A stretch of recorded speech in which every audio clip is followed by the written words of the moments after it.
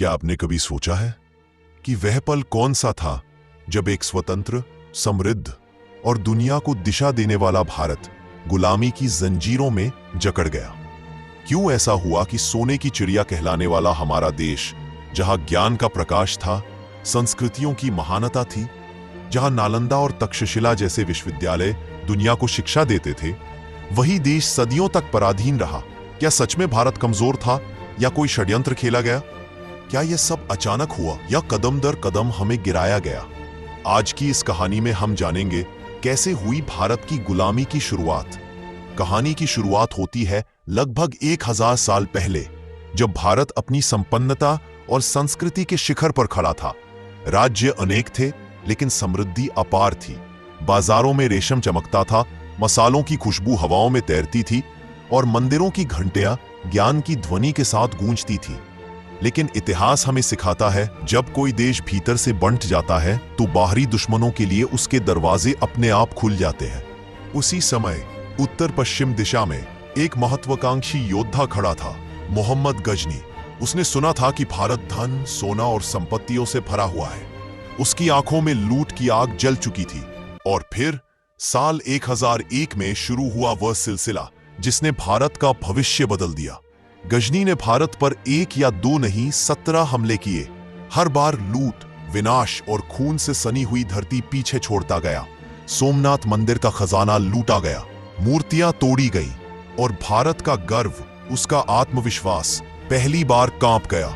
लेकिन असली सवाल यह है, गजनी सफल कैसे हो गया? क्या भारत में सेना नहीं थी? राजपूत योद्धा कमजोर थे? नहीं, भारत वीरों की भूमि था। लेकिन राजाओं की लड़ाई बाहरी दुश्मन से नहीं, आपस में ही चल रही थी।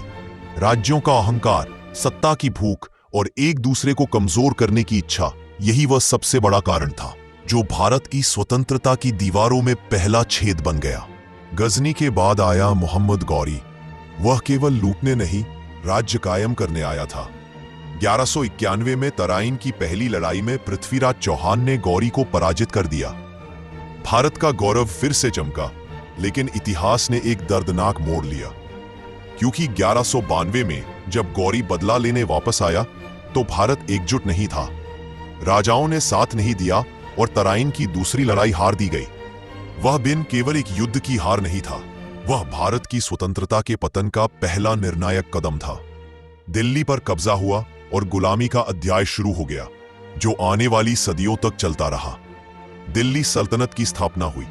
कुतुबुद्दीन ऐबक, इल्तुतमिश, बलबन, अलाउद्दीन खिलजी, तुगलक, लोधी, विदेशी शासन की जड़ें गहरी होती चली गई। भारत से सोना बहकर बाहर जाता रहा और भारत कमजोर होता गया। लेकिन कहानी यहां खत्म नहीं होती। यह तो केवल शुरुआत थी। जब भारत कमजोर था, जब राजाओं की शक्ति बिखर चुकी थी, जब लोग थक चुके थे, तभी समुद्र के रास्ते से आया बनिया बनकर एक नया शिकारी, अंग्रेज। साल 1600 में ईस्ट इंडिया कंपनी ने व्यापार के बहाने भारत में कदम रखा। वे मुस्कुराए, मित्रता का हाथ बढ़ाया, उपहार दिए, व्यापार किया। लेकिन उनके पीछे छिपा था एक भयानक खेल, भारत को कब्जे में लेने का खेल। क्या आपने कभी सोचा है, अगर उस समय भारतीय राजा एकजुट हो जाते तो क्या इतिहास अलग हो सकता था? अंग्रेजों ने तलवार से ज्यादा दिमाग और चालाकी से जीत हासिल की। उन्होंने देखा, भारतीय राजाओं का सबसे बड़ा दोष था ईर्ष्या और विभाजन, और उन्होंने उसी कमजोरी पर वार किया। वह कहते थे, फूट डालो और राज करो, और सच में उन्होंने कर भी दिखाया। 1757 में प्लासी की लड़ाई, जहां विश्वासघात ने भारत को घुटनों पर ला दिया।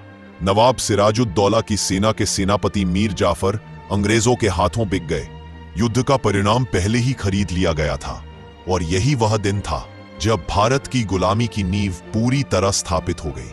धन, भूमि, सत्ता, सब कुछ अंग्रेजों के कब्जे में जाता गया। किसानों पर अत्याचार हुआ, लोग भूख से मरने लगे, संस्कृति को कुचल दिया गया और भारत आंसुओं की नदी बन गया। लेकिन इतिहास कहता है, अंधेरा चाहे जितना गहरा हो, सुबह अपने आप आती है।